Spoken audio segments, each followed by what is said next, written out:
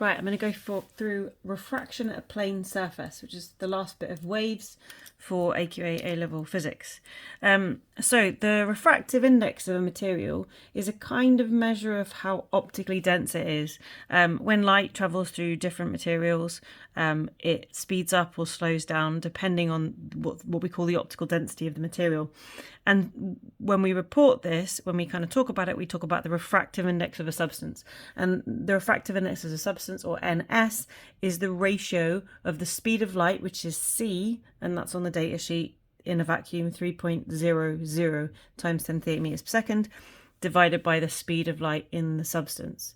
So it's always going to be a number bigger than 1. We give the refractive index of air 1 because air is essentially optically the same as a vacuum in terms of the speed of light in air, and that's going to be the smallest value this can take because it's going to be c divided by c, which is 1. For everything else, light travels slower in it, so refractive indices are always greater than 1. And like, for example, like glass is like 1.4 as a refractive index. Now, so this is an example of light changing substance. So it's initially traveling at N1. We always put N1 to be the thing the ray starts in, and N2 the substance the ray is transferring into. It's all about a plane surface and the light going from one medium to the other medium. Now, we measure our angles from the normal. That can be quite tricky. If you see an angle here, you need to remember that that's not the angle you use. You've got to do 90 minus that angle to get this angle here. And this equation here tells us how the ray of light is going to change. And this is called Snell's law. And it's that the refractive index 1 times sine of theta 1 is equal to refractive index 2 times sine of the angle theta 2. Now, in this case, N2 is greater than N1. So this is a situation where my second material has a greater refractive index than my first material. And I know this because it's bending towards the normal. If I had a case where my first refractive index material was greater than my second refractive index material, it's going to bend away from the normal. So I'll come in like this, and then it's going to bend up like that, away from the normal. So theta 2 is going to be greater than theta 1. That's theta 1. Now, with this, something interesting can happen, because as you can see, if I increase this even further, I'm going to get to a case when actually theta 2 could become 90 degrees. And then at an angle, say, sort of here, theta 2 is then 90. So it's coming in there, it's coming out at 90 degrees. So it's not actually escaping my material, it's going along the boundary. And this is called the critical angle when this happens. And essentially what's happening is sine of 90 is 1. So the sine of theta 1 disappears. And then we say that this is the critical angle.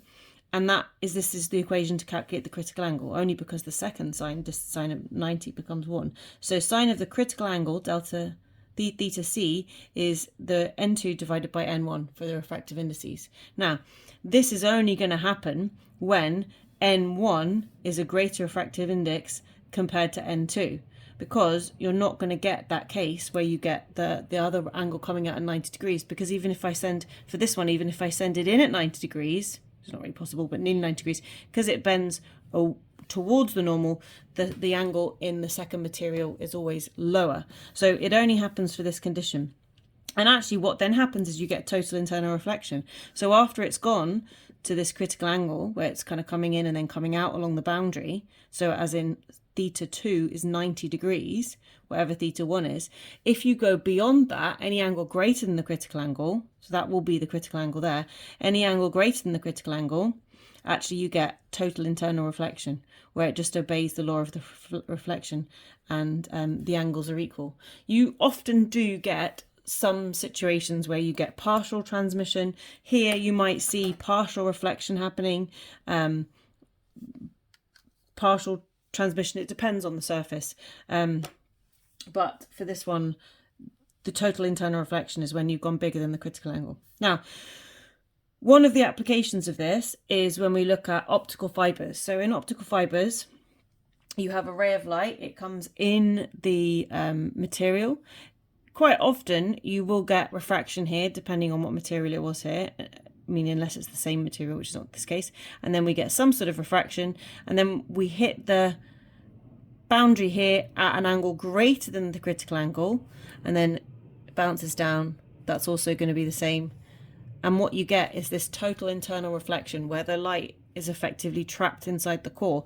And we use this, well, I don't, but we use this to send information, massive distances at the speed of light by shining light down optical fibers. Now, it only works if the refractive index of the cladding, which is N2 in all of these equations, because it's traveling in the core, and whatever it's in is always N1, and then the other thing is N2. So whatever it's in originally is N1. Originally it's in the core, and then the refractive index of the core needs to be greater than the refractive index of the cladding. Now, this would in theory work with like glass and air, but the cladding has other functions as well. It prevents scratches of the core. It also prevents signal crossover. So if you had a whole bundle of these optical fibers, which they do, and they were touching, the signal could actually travel between. You wouldn't get total internal reflection if it was the same material because there's no change in speed. So the cladding protects from signal crossover scratches, and it also provides a material of lower refractive index, because if the refractive index is higher, it wouldn't do total internal reflection because it's not bending away from the normal, it's bending towards the normal. Now, there are two problems with optical fibers. The first one is material dispersion. Material dispersion is different wavelengths of light, so red, orange, yellow, green, blue have different refractive indices, and therefore they slow down by different amounts.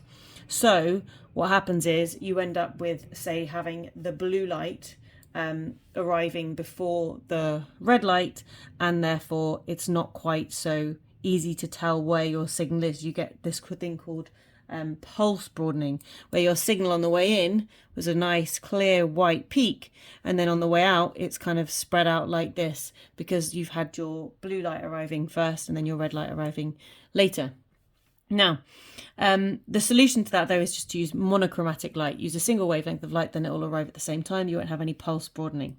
Modal dispersion, if you have light coming in at different angles of incidence, it's going to take different paths within the core. And so if it takes different paths, then that means that again, they're going to arrive at different times. Now, the solution to this one is to have as narrow core as possible, so that even though they're going to have different paths, they're as limited as possible. So you get less, again, pulse broadening, where one ray of light's just travelled a shorter distance because it hasn't bounced around as much compared to the other ray of light.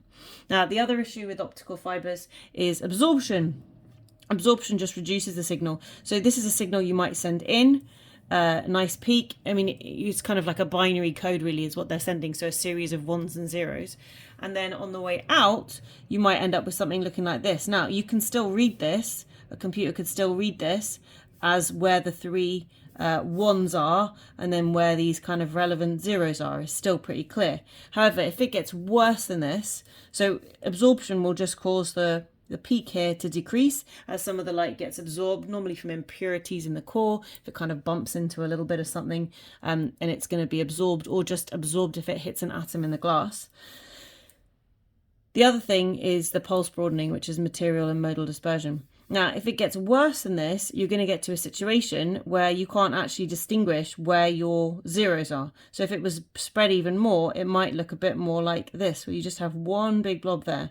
So even though it should be 101, actually the computer might read it as 111, and then you're not getting the picture that you want, or the information is not being sent correctly. So the solution to this, as well as using monochromatic light and narrow cores, is also to have sort of machines that read the signal and then resend it out at regular intervals to make it much better. And this is called a repeater, right? So you can use a repeater just to read it if there's going to be any issues with that.